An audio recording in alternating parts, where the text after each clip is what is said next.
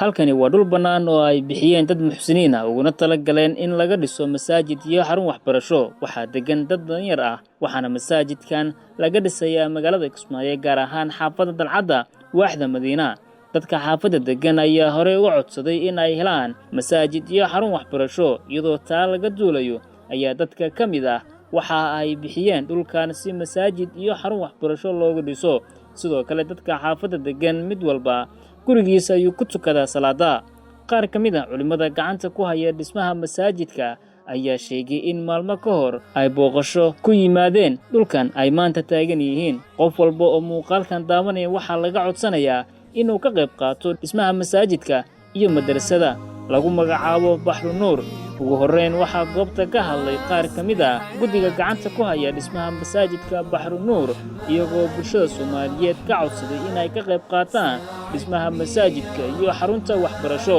tan halka isugu timid maynan ku kulmin qabiil maynan ku kulmin inay is yaqaanaan maynan ku kulmin maxal dhihi jiray mansab iyo sharaf kale waxaan u kulannay oo Ilaahay na kulmiyo subhanahu wa ta'ala inaan meeshaan maanta aan taaganahay idinka Ilaahay aan ka aasno guri Ilaahay subhanahu wa ta'ala oo ay ku cibaadaystaan adoomada Ilaahay kala duwan jiilkaas jooga maanta iyo kan soo socdaba insha Allah ta'ala Ilaahay wajigiisa raadinteeda aawadeed ayay u baxsadeen sidaa daraadeed marka meeshii buqacadii la bixiyay waa taa u jeedaan oo banaan waxa insha Allah ta'ala laga rabaa guriga Ilaahay in laga askumiyo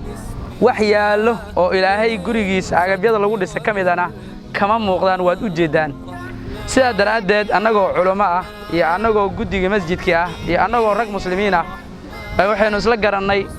maadaama xaafaddu ay tahay xaafad dad danyar ay u badan yihiin inaan ka askumino guriga Ilaahay oo wata markaskii ama madaaristii lagu bari lahaa jiilkeenan maanta muslimiinta Ilaahay subhanahu wa ta'ala halkan dadka muslimiinta oo muxsiniinta ah annagoo ah guddigii masaajidka Bahru Nuur waxaan fariin dheer ka codsanaynaa dalka gudihiisa iyo dibadiisa dadka muxsiniinta iyo muuminiinta ku sugan in masaajidkaas Bahru Nuur aad u jeedaan sagxadaas cilad ah yaallo sidii qof walba oo muslim oo muxsin ah ugu qayb qaadan lahaa dhismaha masaajidka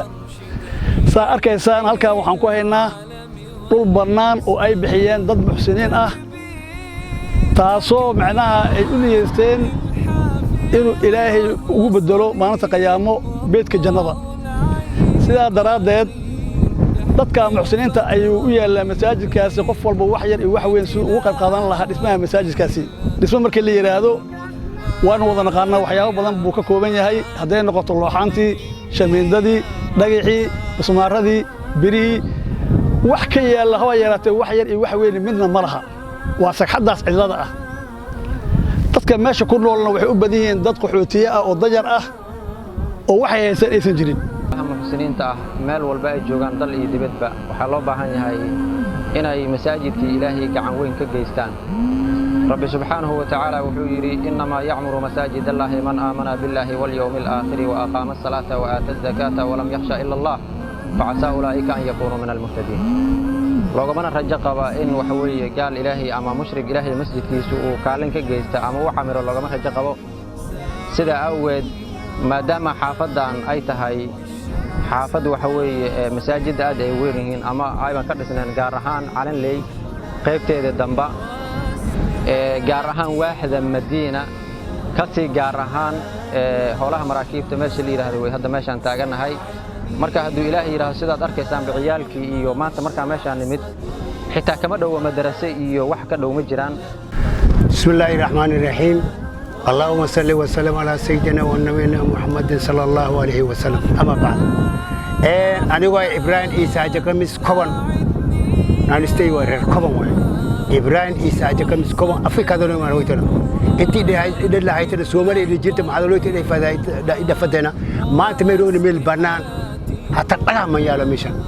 تلك الدبد والروج جرير ما يرون جرير حقما إلهي سبحانه وتعالى ما يدي الدوم إذا ما يكوا سايبنا ولا ما يسكينا تقبل إلهي لا إله إلا الله لك ولا لهم ولا لك ولا لهم مجرم ولا الكعادة اللي ما صحيح كان اتقوا الله إلهي أبسليس يكون ولا لهم نساسا كان هجري مشان